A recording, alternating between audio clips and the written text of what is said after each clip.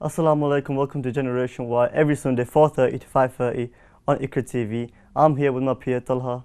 And today we're going to be talking about the youth. Why do we find today's youth on the streets, and has technology changed society? Yeah, why is it that there's been such a big impact and such a big change in the last 20 years in the youth?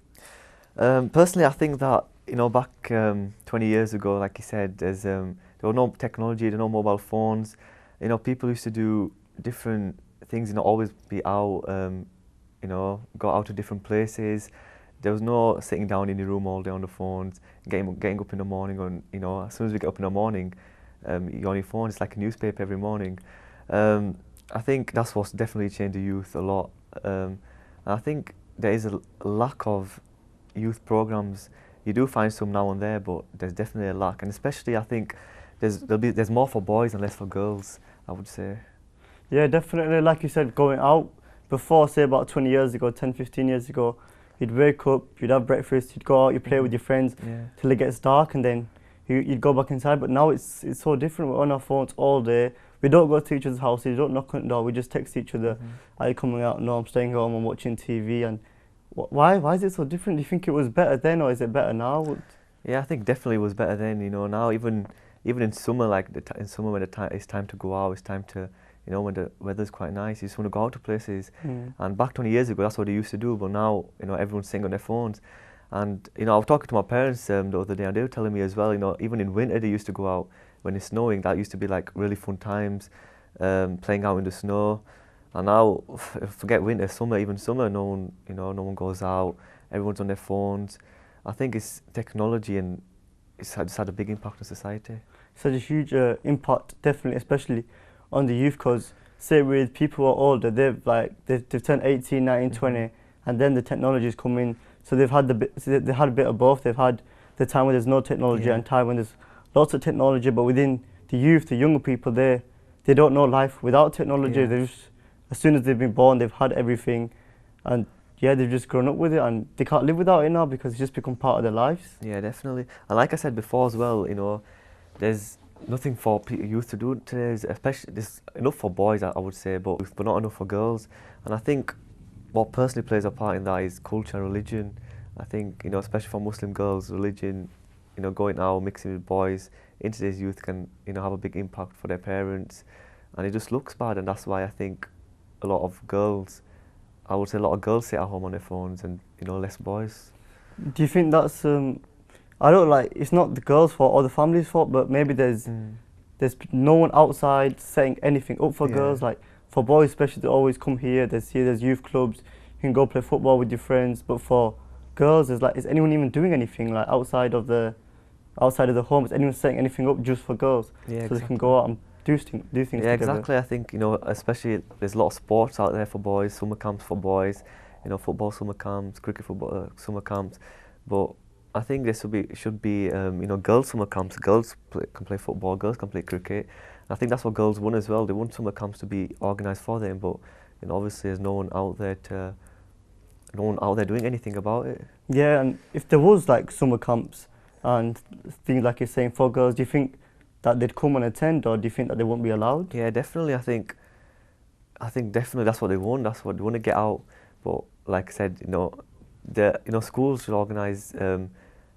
I think schools should organise summer camps for them. I think if school has a big part in organising, then definitely girls will definitely be interested in it. Yeah, there definitely needs to be more variety for girls, because mainly right now it's just girls. It's not as bad as it used to be, but definitely there is still quite a big gap between boys and girls. Boys going out all the time, having fun, but if girls do it, they're not allowed because their parents say it's not seen good. It's not fair.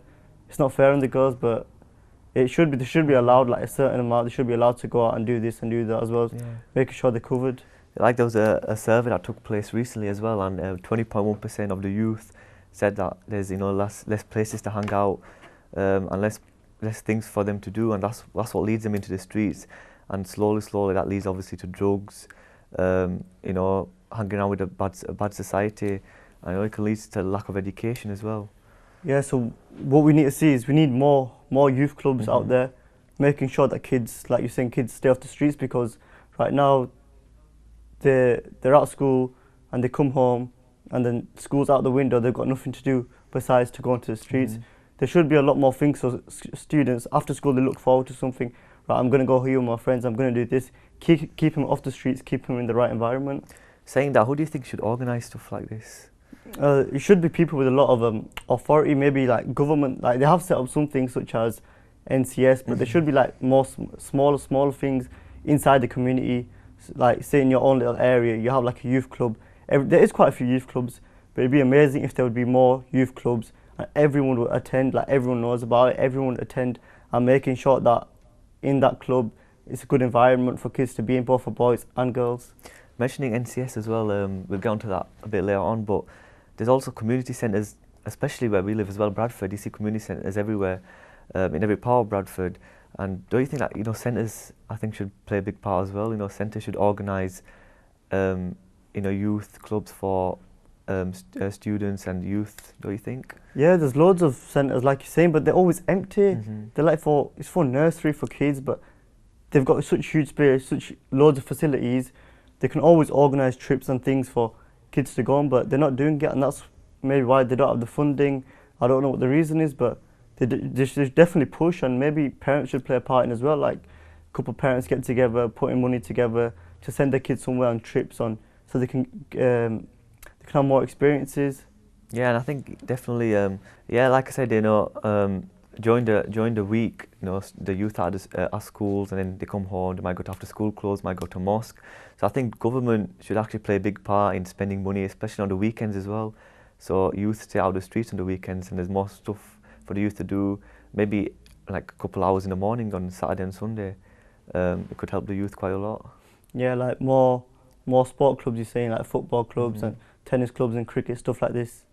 There's definitely a lot of like football and clubs like that. But maybe like, you know, arts and crafts, cooking, you know, a different variety of activities, you know. Yeah, parents should play a big role as well in it. They should really try to push their kids, get out, learn more things, learn this, learn how to do that, because that's going to play a huge impact in the person they develop into the future. Right now, parents, they're at work. Obviously, they've got lots of responsibilities. They need to go to work and make money, but the main responsibility is their kids and making sure that their kids have a really bright future. And to do that, they need to get their kids into different experiences, make sure the kids challenge themselves and develop as a person. Exactly, like you said, parents. You know, there should be youth clubs where parents can go as well with their children, and, you know, see what happens, and also play a part in the youth clubs.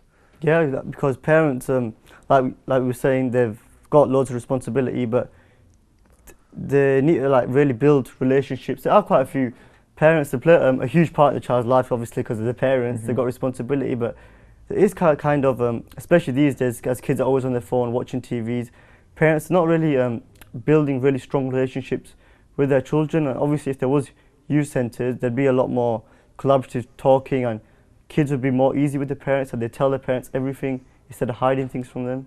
Yeah, definitely, especially in holidays as well. Especially when it comes to like summer holidays, there's nothing for the youth to do. Do you think that holidays should be cut down in a way? No, I don't. I think holidays are a great thing, because it gives the students time to take a break, go out and learn new things. Because right now, education is obviously really important, and the first 18 years of a child's life is based around education. And obviously, children need a break from that. They need to get out and need to see things. But I think the holidays that they get, it needs to be used a lot more effectively, because right now, it's just we're on our phones, social media, we're looking at really popular people, listening to music and just doing what they do. But we need to get out and do more things, set more things up. Yeah, I just want to link that as well to jobs as well, especially in holidays, especially when you get 16 and 17, the youth are trying to find jobs, you know, everywhere. And there's a lack of jobs as well that leads to youth sitting at home on their phones again. Why do you think this is? Why do you think there's a lack of jobs for the youth? Well, the youth, obviously they're really young, and right now maybe they're not capable of, maybe they are capable, maybe not ready to go into work and not be able to, because right now they need that freedom to know who they are. If they get into work, it might just make I don't know, break down with, because they've got loads of pressure from school right now. They go to work, they've got work on their heads, they've got this, they've got that, and I think students, especially people under the age of 18, need that time just to relax, no work. We go to school, we come back, and we just relax. And that's why we need things like clubs and stuff like that for kids. But do you think getting a job will like keep them busy in a way as well, especially in holidays, especially when it comes to summer holidays? You know, school gets 6-7 weeks off, and you know, if the youth are working, then it keeps them busy. Yeah, I do agree with you there. Like young kids, they can obviously go to work, they'll be kept busy, they'll earn money and stuff like that. But bear in mind, they're under the age of 21 right now, and they're under the age of 18. So do they really need to be kept that busy? Obviously, it's good for them to go and learn new things, but going to work, going to do the same thing every day, every single day, I think it would be too early to get them into work. I think what needs to be done is, instead of going into work, they should be put into places where they can go and challenge themselves and develop their character instead of starting to save money at such a young age. But do you think that a lot of youth want money nowadays, and do you think if they don't have a job, they'll find other ways, illegal ways of, you know, earning money on the streets, like selling drugs and stuff?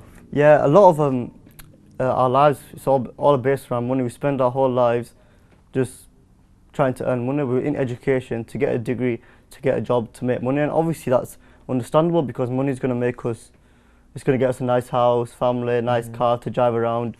But I think it's the mindset that needs to change with the youth. We need to really help, and schools need to do this as well as parents, that it's not about money, it's about creating your deen, reading the Namaz, becoming rich inside as well as outside. So I think in that spare time, instead of working, it shouldn't be more like they should go read books, read the Quran, go to mosque, go play with friends and get to know each other instead of just getting to know, oh, I need more money, I need more money. Yeah, definitely, I agree with you there. You know, like you said, it's about the inside as well, not only the outside. And I think that's the main aspect of, you know, every human being. You'd have to, and especially that's when it starts at the age of, you know, 15, 16. That's when it all starts. So it's really important at that age for the parents to establish a really good relationship with their child, so then they can talk about the things that are really important, not the money. It's about being a really good individual, because if you've got like social media these days, you see that you think that's engraved into you really inside deeper, that you think if you don't have money, you're not going to be happy, when that's not the case. But that's not the children's fault, so that's why they're going to go onto streets, they're going to go try making money the haram ways, because they think that this money is going to bring them happiness, because that's what they've seen through social media, but it's not the case, is it? Yeah, definitely. I think the youth clubs as well, they're not only going to help them in like holidays and stuff and keep them busy, but for the future as well, it teaches them life skills, don't you think? Yeah, definitely. Like you can go, you develop communication skills, you develop confidence, speaking to others, speaking to strangers, and in the future, like you said, it is going to help them, because when they do need to get that job, when they do need to get that house, they're going to be able to speak to people, they're going to have confidence, and they're going to be able to work and earn money. Yeah, that's what's going to lead them into getting a job, and also, you know, helping their family out in the future, and also, you know, living independently, which is, you know, really important, especially when you get older. Yeah, that's why, you know, getting a job, like say if they get a job at 15, 16, they're going to start working, and it's just going to become a part of their life that, right, I have to work, I have to earn money. What if like they don't develop relationships with other people, and then they have a family, then they don't know, oh, I don't even know how to speak to my own child, I don't know how to talk to him, how to love him, and that's going to kill the relationship, and there won't be any communication. The kid will start hiding things from the parents, and the parents won't feel comfortable speaking to the kids. Yeah, exactly. Like, yeah, these youth centres, these youth clubs are like the foundations for, you know, learning skills for the future. Yeah, and I think that's really important. That's what's going to find them a job in the future. Obviously, talking about the youth, we are quite young ourselves, and we've had loads of challenges, experiences. We've lived with technology and without it, and yeah, we've grown up in quite a different culture, different generation. Yeah, definitely. We've like lived both generations in a way. I would say, personally speaking, I'll say, yeah, back in the days when we didn't have mobile phones, I would say they were the best times in a way. There's a lot to do, you know, but there's a lot to do. We're going out every day. It wasn't like coming home from school on our mobile phones. I used to come home from school, you know, go for bike rides with my friends, go play football in the streets, you know, with the neighbours. And now I've come to this age where I've got a mobile phone. All you want to do is sit at home. Yeah, exactly. When we were kids, we didn't. I don't think they had like really smartphones like they have these days. Like you can touch them. Before we just had the keypad phones, and so obviously we didn't really care because you couldn't do much with them. We were 6, 7, all the way to about 12, 13. We were just going out, playing in the street, going on bike rides, like you said, playing football. But as soon as mobile phones came into the market, became really popular. Now you see kids who are 8, 9 years old, they're on their phone, they know how to use it, like they know more about their phones and technology and social media than we do, and it's not right, is it? Because they're always on their phones, they're not going out, they're not meeting new people, they're not developing these characteristics, and when it comes to that real life situation, they don't know what to do because they don't have a screen in front of them. Yeah, exactly. Like you said, how technology has grown. We used to live with the Nokias and the Blackberries, and now we've it's got the iPhones, touch screens, touch screen edges and stuff. It just shows how much we've grown. Like you said, all kids are on it nowadays. And it's not even. And I think back in the days we used to watch a lot of TV, but phones. Like if you compare TV and phones, you'd rather be watching TV now than going on your phones. Because like you're saying, when we're watching TV, we're watching it with people, with our friends, with our siblings, with our family. But phone, with our phone, what is it? You're in your room, in a corner, and you've got your phone by yourself, and you're looking at Facebook, you're looking at WhatsApp, you're looking at Snapchat. And, right? It's so addictive. These are huge companies. It's not just they made it up and that's it. These huge companies are employing people they're employing like people who have got degrees in psychology to try and make these apps as addictive as possible. So they're making sure that these kids, they don't just go on the app, they stay on it for hours and hours and hours, and it's having a huge impact on the society. And like you said, maybe that's why they can't get the job if they really want a job, and if they need the job, maybe that's why they can't get it, because they don't have the life skills. Yeah, like you said, they're making all these apps and stuff. Now I've got loads of games on my phones, but back in the days I used to play games on TV, and I think I would say them games are better than playing the games on my phone now today. Yeah, because when we're on our phones, we're just by ourselves. We're not talking to anyone, and that really needs to change, doesn't it? And to change that, we need to even ourselves. We're in the older section of the youth, where 17, 18, 19-year-olds need to come together. Right? I've got a brother who's 12, 13. He's got a couple of mates. Why don't we all take them out? Why don't we take them here? This theme park, that theme park. Let's go and make sure. Let's leave our phones at home. Maybe one or two of us take our phones for emergencies, and let's go have a good time. Yeah, like I said, and even if there are youth clubs today, a youth club before used to be like more sports and stuff, but youth clubs today, you see youth clubs have PlayStations, and again it's screen, again it's technology that you're using. There's no physical, youth clubs where playing sports and going swimming or stuff like that.